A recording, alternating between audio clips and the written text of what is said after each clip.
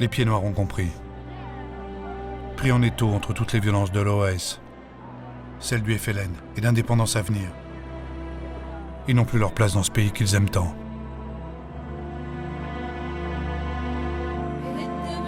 Il faut partir, quitter sa terre natale.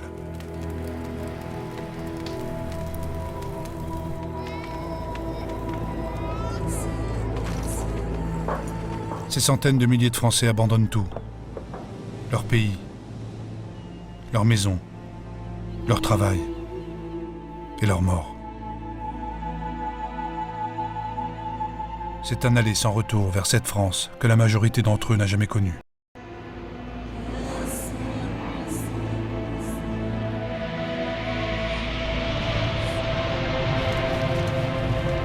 En plein exode, un attentat de l'OAS détruit la tour de contrôle de l'aéroport d'Alger dans le but de clouer les avions au sol. Les départs sont un temps interrompus. Et pourtant, il faut partir.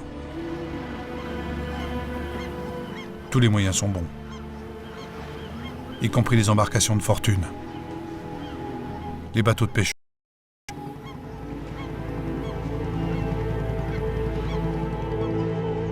Les autorités françaises ne sont pas préparées à un tel exode. Plus d'1 million de personnes en quelques semaines. Mon mari reste en Algérie. On ne sait pas s'il est mort ou il est vivant. On ne peut pas trouver de mots pour exprimer exactement ce qu'il y a. Moi, je suis dans la rue. Je vais à droite, à gauche, on me loge comme ça. J'ai aucune ressource. J'ai une cousine qu'elle m'héberge. Ils ont toujours opté pour la France. Mais malheureusement, la France n'opte pas pour nous en ce moment.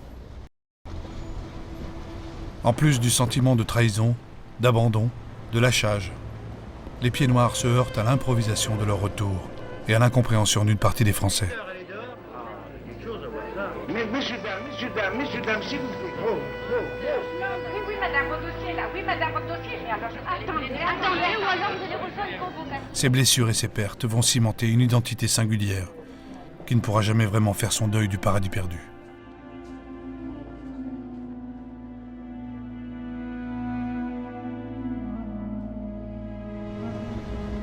L'immense sauve-qui-peut des pieds noirs va s'intensifier avec l'ultime référendum proposé aux Algériens, celui sur l'indépendance.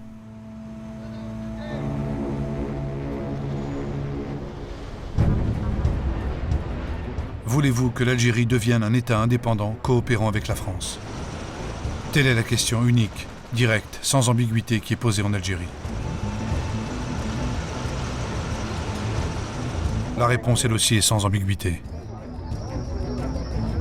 6 millions de votants répondent oui et à peine 16 000 répondent non.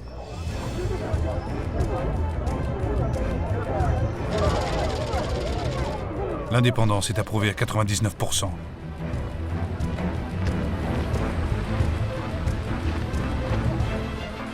Le 3 juillet 1962, le général de Gaulle reconnaît l'indépendance de l'Algérie.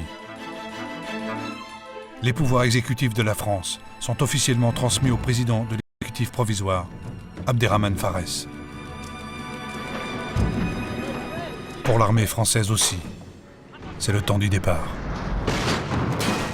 Comme en Indochine, le sang versé, les sacrifices, les exactions, tout cela paraît bien vain désormais.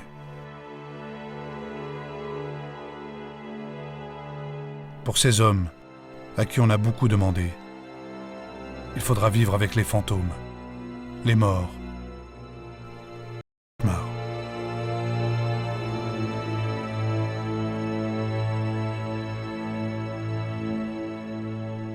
Et puis il y a la honte, celle d'abandonner à un sort tragique ces troupes de supplétifs. Certains officiers vont réussir à évacuer vers la France les harkis et leurs familles. Ils le savent. En Algérie, ils sont voués à la vengeance. De Gaulle, pourtant, va ordonner leur désarmement. Il craint en effet que l'US ne récupère les harkis dans ses rangs. Et c'est un télégramme classé secret, signé par le ministre de l'Algérie qui interrompt les évacuations. Demande à haut-commissaire de rappeler que toute initiative individuelle tendant à installer en métropole des Français musulmans sont strictement interdites. Aviser tout chef SAS et commandant d'unité. Après l'indépendance, des dizaines de milliers de Harkis vont être massacrés par le FLN, qui les considère comme des traîtres. C'est l'une des profondes et douloureuses cicatrices de cette guerre qui s'achève. Côté algérien, le bilan humain est lourd. 400 000 personnes ont été tuées en 8 années de guerre et 1,5 million de paysans ont été déplacés. Côté français, c'est toute une génération qui restera marquée. 30 000 appelés du contingent ont été tués. Des milliers d'autres reviendront avec de graves séquelles. L'impossibilité de pouvoir en parler. Des centaines de militaires de carrière démissionneront de l'armée. Pour la France, la perte de l'Algérie met un terme définitif à sa période coloniale. Une république nouvelle a vu le jour. Et la France, désormais, se construira à travers son ambition européenne.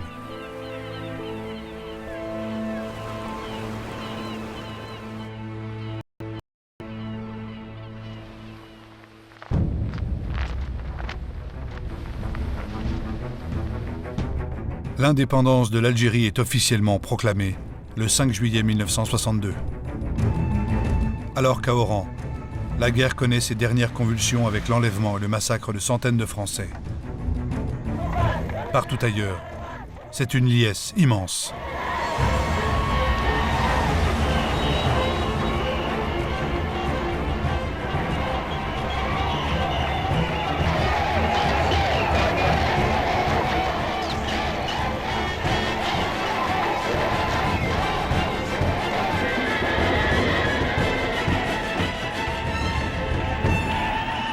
Durant 5 jours, les Algériens fêtent la naissance de leur nation.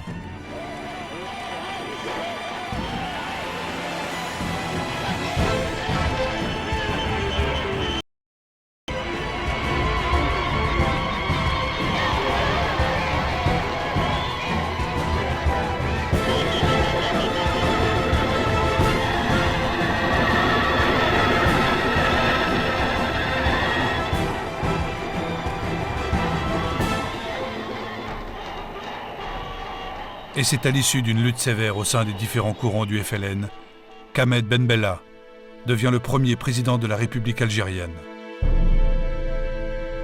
L'ancien agent de l'armée française, emprisonné de 1956 à 1962, est accueilli à l'ONU, où sa jeune nation est officiellement reconnue.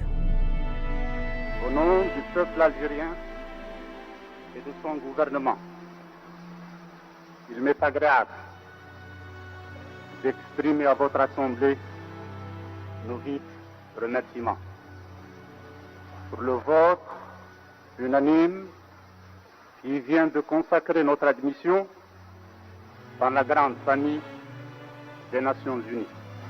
La durée que notre pays a traversée ne saurait laisser dans nos cœurs ni haine, ni ressentiment. Désormais, le drapeau algérien flotte parmi les pays du monde. Et l'Algérie dispose d'une voix à l'ONU. C'est l'aboutissement de tous ces combats et la fin d'une guerre que la France mettra 40 ans à nommer.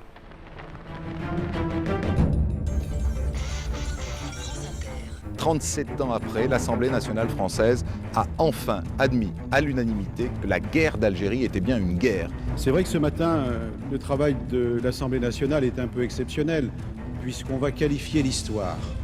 Oui, mettons fin à l'hypocrisie latente qui se cachait sous les mots d'événement, de maintien de l'ordre ou de pacification. Rompons avec un tabou de notre temps. Enfin, oui enfin, la République ose assumer pleinement son histoire, avec ses gloires mais aussi avec ses erreurs. En 1954 donc, c'était bien une guerre que la France avait engagée en Algérie. Ainsi, nous inscrivons dans notre droit aujourd'hui la reconnaissance de la guerre d'Algérie. Aucun peuple, aucune société, aucun individu ne saurait exister et définir son identité en état d'amnésie. Et la réalité, la grande réalité, c'est que la fin tragique de l'histoire commune depuis 1830 entre l'Algérie et la France fut une guerre. Elle n'a pas seulement mis fin à plus de 130 ans de colonisation, mais elle fut aussi, à bien des égards, une déchirure.